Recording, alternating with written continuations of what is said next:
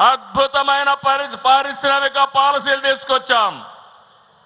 Friendly, industry friendly ప్రభుత్వం. భూములు, నీళ్లు, లాజిస్టిక్స్, నిపుణులు, అద్భుతమైన మానవ వనరులు ఏపీకి సొంతం. ఇన్ని వనరులు ఎక్కడా లేవు.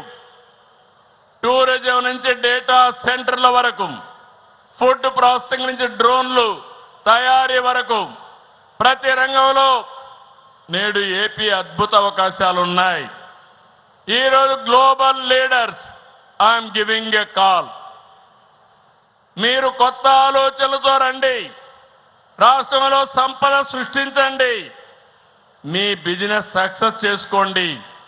అద్భుత విజయాలకు ఏపీని కేంద్రంగా ఎంపిక చేసుకోండి. రాష్ట్ర అభివృద్ధిలో, దేశ అభివృద్ధిలో భాగస్వాములు కమ్మమని కోరుతున్నా.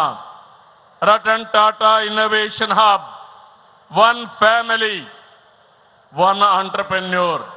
దీన్ని లాజికల్గా తీసుకెళ్తాం. ఇక్కడ ఉండే యువత అందరికీ విజ్ఞప్తి చేస్తున్నాను, మీరు కూడా ఈ ఉక్కు రంగంలో చిన్న చిన్న పరిశ్రమలు పెట్టి మీరు కూడా పారిశ్రామికవేత్తలుగా ఎదగవలసిన అవసరం ఉంది.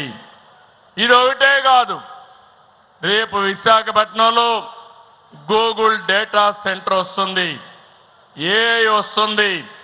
$15 బిలియన్ ఇంతవరకు ఇంత పెద్ద ఎఫ్డిఐ ఎప్పుడు రాలేదు.